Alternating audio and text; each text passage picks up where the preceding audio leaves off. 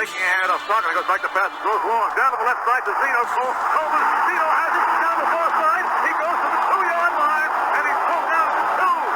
Great catch by Coleman Zeno. Well, hello. Thank you so much for taking time out of your day to check out this video. And welcome to the Gridiron. And before we get started, I just want to say thank you so much. Everyone out there has been watching my videos. I greatly appreciate it. Thank you so much. If you could give this video a thumbs up, or maybe leave a comment below, or share the video, or maybe subscribe to my channel, it would mean so much to me. But anyway, just thank you so much for just taking time out of your day to check out this video. Thank you. I saw online here where they got like some of the grades for the players. This is PFF, you know.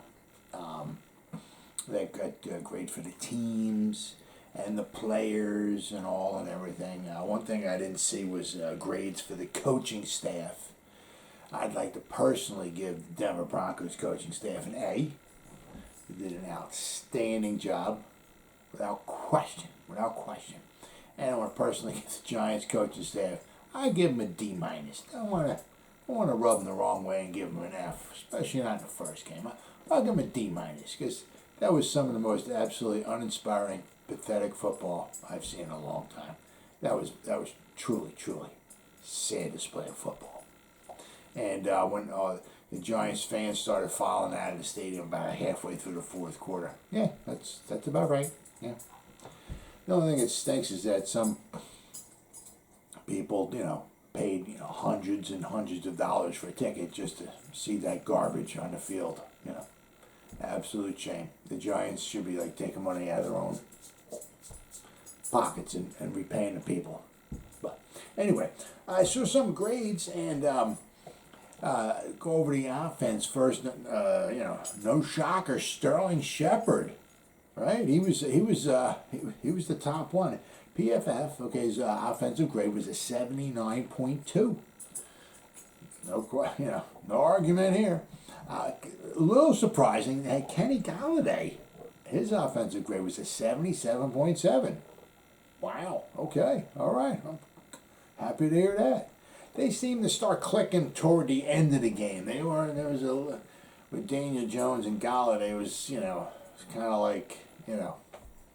They were missing in action in the beginning, but toward the end of the game, they started clicking a little bit. C.J. Board, okay, he was a 73.7, but he was only on there for 6 plays altogether.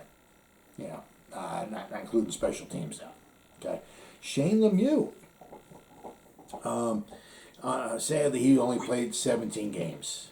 Okay, 17 plays. But he graded out of 69. And it was weird, his pass blocking grade. Okay, he was in there for 12 pass block plays. 12 passing plays. Graded out of 81.5. Holy cow. I mean, he was horrible last year. Pass blocking. 81.5. Then you got Andrew Thomas. Right, he graded out at a 68.2. His pass blocking grade was an 80.4. All right, Andrew, and he was having a problem, I think, with his ankle. Heading into the game, so he did good. Mekhi Becton. I mean, they're comparing to Mekhi, and Mekhi Becton's out. He got hurt playing for the Jets. So Andrew Thomas, looking good. Elijah Penny. He was a 66.7. Nick Gates, okay, he played the whole game at center. He was a 66.5.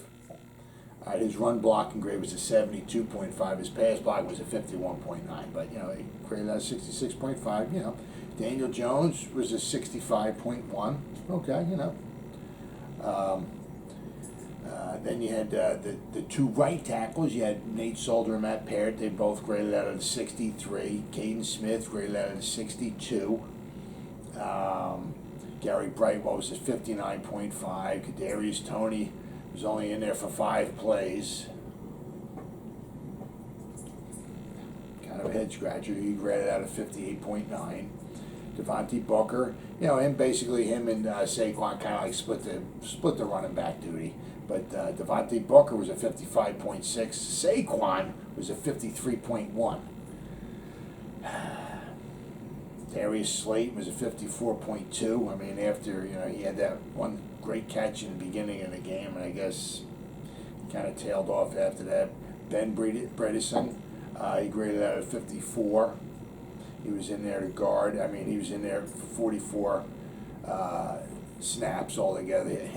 He was in there for 44. Shane Lemieux was in there for 17. So, they were on the one guard. And then Will Hernandez, he was on the other guard. He was 61 snaps, but he graded out at a 47.8.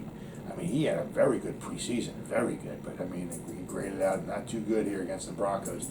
And the last person on the list here, sadly, was Kyle Rudolph. I mean, he was in there for 48 snaps, and he graded out at a 47.5. So hopefully we'll have some better, hopefully we'll get some better production out of Kyle Rudolph. I mean, that's not too good. That's not too good. Now, on the defensive side of the ball, I mean, there's no shocker here. Logan Ryan led it with a 90.4. I mean, very good, very good. I mean, because obviously he led the team in tackles with 10. He had that fumble recovery. So, I mean, 90.4. Way to go, Logan. Leo Line was a 77.6. Austin Johnson, right, got the sack in there. He was 77.5. And Sir Dexter Lawrence, 74. Okay, so the three guys in the front there, they're very, very good. All right. Reggie Ragland, the tackling machine, he was a 73.4. Carter Coughlin, he was a 70.6, but he was only in there for 4 snaps. They got Tay Crowder, Mr. Irrelevant, who was a 65.8, very impressive. Okay. Julian Love, who's a 64.3. The X-Man, Oshane Ximines, was 63.7. Rodarius Williams, okay, very good, 63.6, although he was only in there for 3 plays. Lorenzo Carter, okay, was 61.3. Jabrill Peppers, 59.8. James Bradbury, 58.1. Darnay Holmes, 55.7. Adoree Jackson, 51.3. Blake Martinez, 49.4. Now, it's just the first game of the year, so it's, but I mean, Raymond Johnson III graded out at 49.4. The X-Man, Xavier McKinney, 45.2. Not impressive at all. Danny Shelton, 44.7. And Azeez Ojulari, he was graded out at the worst. I mean, he went out a sack. And he graded out at 39.9. I mean, well, it's just one game. I was looking at some of the team, okay, the team grades here. Somehow, I mean, overall, the Giants, I don't know how. PFF has the Giants graded out overall at number 16. They were 69.2. I'm not sure if they were watching the same game we were watching. I don't quite understand how they graded out at a 69.2, and it was 16th. I mean, they got really embarrassed, and they were 16th, so I don't know. But the Giants' offense graded out at 67.5. I mean, which was number 18. Let's see, their passing grade, Giants' passing grade, they were 16th. PFF had their pass blocking grade. The Giants' pass blocking grade had a 67.7. They had the Giants' pass block grade 8. Well, they only gave up the 2 sacks, and it was only a couple hits. So I mean, they did pretty good. So you got to give them some credit there. All right. Let's see, their running grade. Let's see. Okay, this one's kind of low. The Giants' running grade, they're 28th. They were 49.4. You can kind of see that one coming. When your quarterback has 27 yards rushing, I think it was, and he led your team, yeah, not too good. Not too impressive at all. The Giants' run blocking grade probably can't be very good either. Let's see, the Giants' run blocking grade. The Giants' run blocking grade. Well, let's see, the Giants, I don't know, somehow the Giants' run blocking grade was a 63.3, and they had the Giants 13th. I mean, I don't quite understand how the heck that happened. I mean, The Giants, let's see here. Well, the Giants, they're running. I mean, I think there was only like 4 or 5 teams that had less yards than the Giants. The Giants, okay, there were 3 teams that had less rushing yards than the Giants. One was Tampa Bay, they had 52. I don't even know. I was at the game. They hardly ran the ball at all. They didn't have to. I mean, you got Tom Brady there throwing darts. I mean, you don't need a running game. Just give Tom the ball, just let him go win the game for you. All right, the Jets had 45 yards rushing, and Green Bay had 43 yards rushing. And the Giants were other than that. Well, the Giants had 60 yards, and the Cowboys had 60 yards. Okay, rushing. But I mean, and on defense, overall defense, I mean, let's see, somehow PFF has the Giants graded as 64.6. They had the Giants defense 13th, ranked 13th. I mean, Denver was walking up and down the field all day on them, and I don't know how that happened. I have no idea.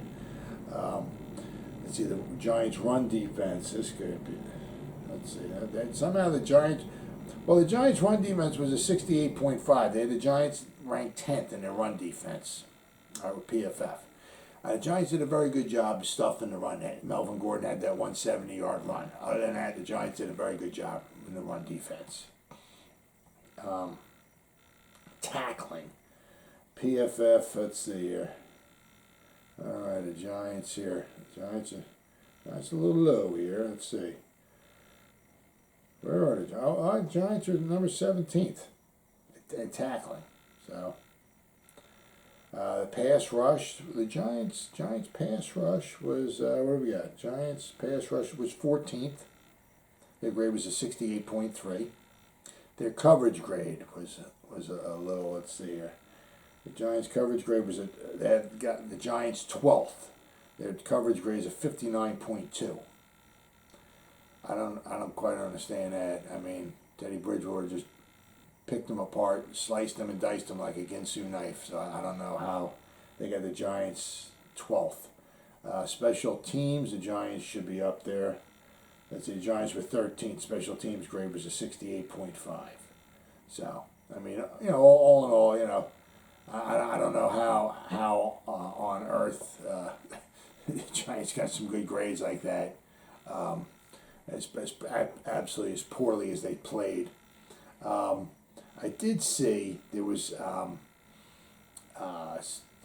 2 guys got added. I think it was Cam Brown.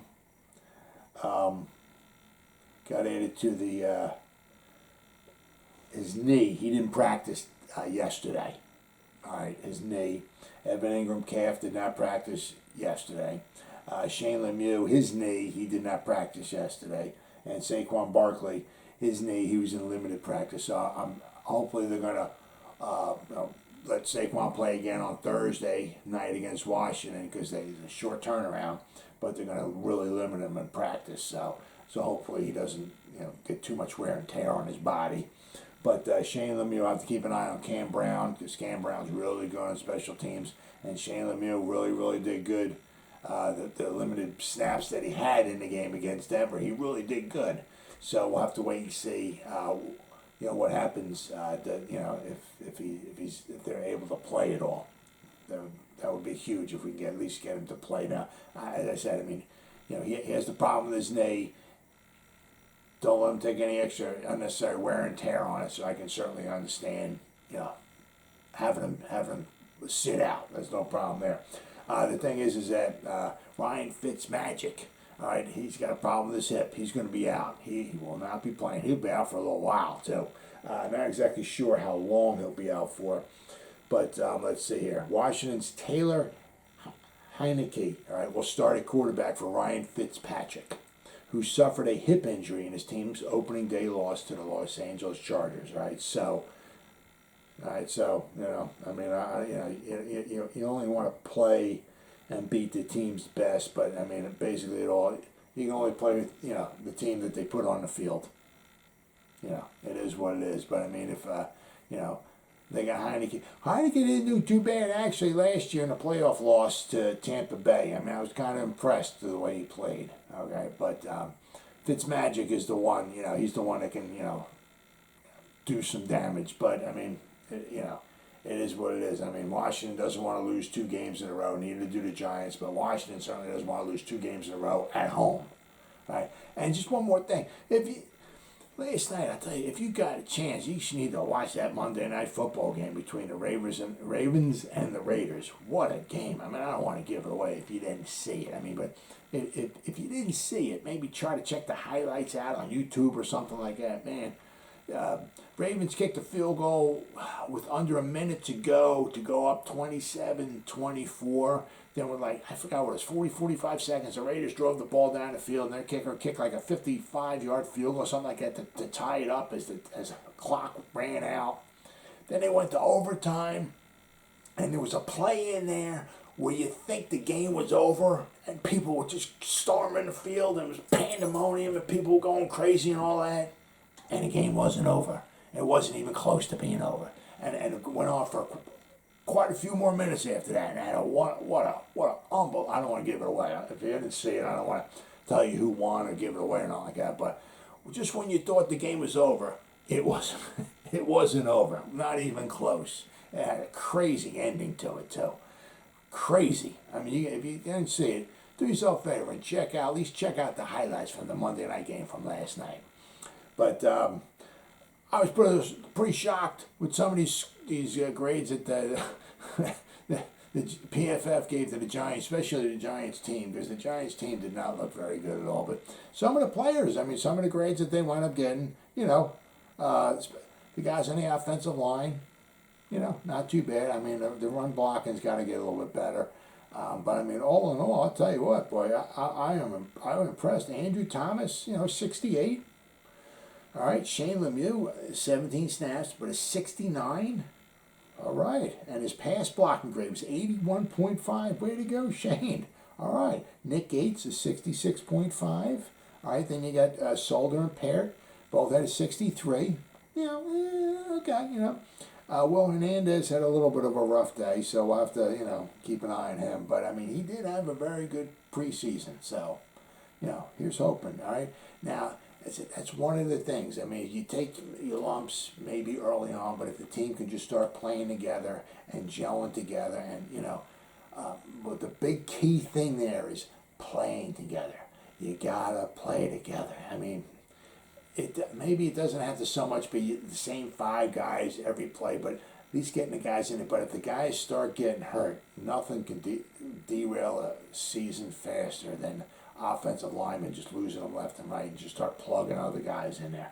So if we can keep, knock on wood, if we can keep these guys healthy and they can start playing together, and as the season goes along, get a little bit better, and start cleaning up some of those mistakes and all, the bad, not so much the bad performance, horrible performance we had on offense, but it certainly could use room for improvement, especially the run game. My God.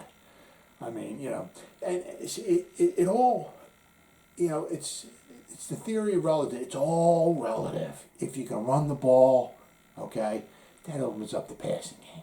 If you can pass the ball, that opens up the running game. If you can't run the ball, okay, and they're just laughing at you, go ahead and run it. We'll sit back here and we're going to cover your receiver. I mean, if you can't run the ball, it makes it so difficult. It makes it that much harder to pass the ball. If you're able to run and you're able to pass, that sets up the pass. The pass sets up the run, back and forth. But one more thing is that I'm going to say, it's going to be interesting to see if we keep seeing boring, vanilla-looking offense like what we're seeing here. We keep getting these horrible results that we're seeing on offense. If Joe Judge got rid of Colombo last year, he might wind up doing the same thing with Jason Garrett as well. Now, you can't just all of a sudden just bring in a whole new offense, okay? But you can get in maybe Freddie Kitchens, maybe calling plays or something like that to, spice things up a little bit or whatever. But, I mean, Colombo and Garrett were not Judge guys, okay? All right, so he let Colombo go bye-bye. And I don't think he's going to, I think Garrett's on a pretty short leash. If we don't, with the guys we got in there, I mean, I'm sorry.